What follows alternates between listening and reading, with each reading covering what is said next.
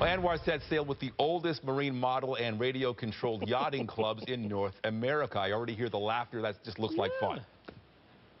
Oh, are you kidding? This is a great way to close out the week. Yeah, we're spending the day in the sun and on the water, sort of. Of course, these sailboats, they don't take passengers per se, but they are amazing to watch, Nathan. You know, all of these are kits that are put together by hand. They're customized with their own paint decals. And to see them sail and maneuver is somewhat magical. And the captains are all a part of the Metro Marine Modelers Club. Yeah, this is a club that's over 60 years in the making. The first formal meeting happened in 1958. They have 100 members, making it indeed the oldest model and radio-controlled yachting club in North America. In fact, they've been doing events here at Humber Bay Park East Pond for 34 years. So we're going to learn about this. Maybe it's a hobby you want to get into. We'll talk all about the basics, learn about the competitions, because this is big around the world, and we'll be doing it all here live on CTV News. Let's take a look at our current conditions. Beautiful day, and so really very comfortable conditions. Oh, I almost thought that one went down, but no, these are all expert captains here. So I've been told none of them will sink, and we're going to put that to the test as we outfit our sailboat cam coming up live here in CTV News. Nathan, for now, we'll send it back to the dry land with you in studio. All right, thank you, Anwar. There are 4 distinct divisions here within the club, the Metro Marine Modelers Club. That's sail, scale, models, which is period ships, and speedboats. David Alsbrook is the sail captain. And actually, you were just saying, you've modified it to 3 groups. You've omitted which one? Well, the speedboats, the electric boats, as technology improved, they became too fast for this pond. So the sport How'd they go? Oh, well, they would have gone far too fast.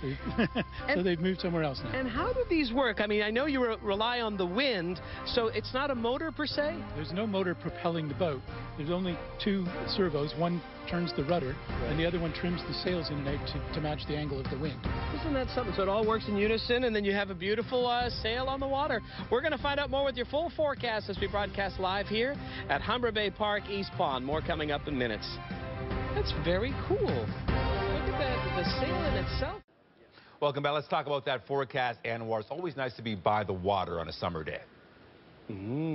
Without question. In fact, I think it'll be a beautiful weekend, whether you're by the water down here in the city, maybe heading up to cottage country. We'll have your cottage cast coming up in just a moment. And this is actually a perfect day if you want to sail your remote-controlled, I would say, sailboat, yacht. There's many terms for it, because they rely on the wind. No wind, no fun. And they're just getting a race underway. And make no mistake, you know, you may think that this is a toy, but there's serious competition that happens with this. David Alsbrook, we were chatting with him moments ago. He is the sail captain. Let's talk about that. So if you're good enough, you literally could compete around the world. You can. These boats are very popular everywhere. And what would be the skills of an exceptional captain? Well, you really need an intimate knowledge of where the wind is every foot or so. So you form a map in your mind of where the wind is all across the pond. You need to trim the sails, and you need to build a boat that's fast and reliable. So who are the people that are here? I mean, we chatted briefly. Most people had real big boats, as you call them. Well, most of them do, but not everybody. Right. But a lot of people have racing experience. Well, it's anybody who wants a hobby that's endless. You can keep learning this as long as you're sailing. Yeah. You're always going to be learning something. But it's not that difficult to get started. The kits are inexpensive, and they're pretty much ready to go out of the box these days. So when you say not that expensive, what would be for a beginner, somebody who's watching, say, you know, I think this would be great. Well, how much would I have to invest? I think if you budgeted about $350 for one of these boats, you could be down here racing with us in no time. Yeah. And would you say that owning a big boat helps you maneuver the small boat in terms of skills? It does, but you can learn without it just as well. Because I'm never going to come close to owning a big boat. So I just want to make sure I'd be on par, you know? It's not necessary. Yeah. It saves you the trouble of recruiting a crew and joining a yacht club, and you don't get nearly as wet. Well, that's very true. And we were mentioning if bad weather comes, you just pick up your boat and away you go. Let's talk about the race, the competition here. I see that there are some markers. There's 2 blue markers there, 2 over to my right, and there's 2 to my left. So what is the objective here when you do an official race? An official race, the starting line is across the wind, and you head upwind to the first mark where you turn around. Okay. So at the start, there's no pre-assigned places. There's a scrum. Everybody has to find their own spot. and you go up and down the course a couple of times until you come upwind to the start line becomes the finish line. And so basically it's the first one who completes it is the winner, right? That's right, yeah. And so is there etiquette? Like, would you ever cut off a boat? There's a set of rules that determine who's got the right of way, and they're ferociously enforced. Okay. Because Go ahead. you use them tactically to make sure you have the right of way, and the other boat has to. So you plan ahead to make sure that when the two boats meet, you're the one with the right of way. You're the one. Who wants to be the winner today? Make some noise. Is this golf or are we yachting here? Quick question though. I see the boats. I mean, they can go right on their edge, but they don't tip. So they're designed for that? That's true. They have a heavy weight at the bottom, and the keel plays a vital role in every sailboat. It's what allows you to point towards the wind. The wind flow over the keel, like the wind over an airplane wing, gives you lift and helps you choose your direction of sail. And what would be the optimum wind for you guys? What would be your threshold?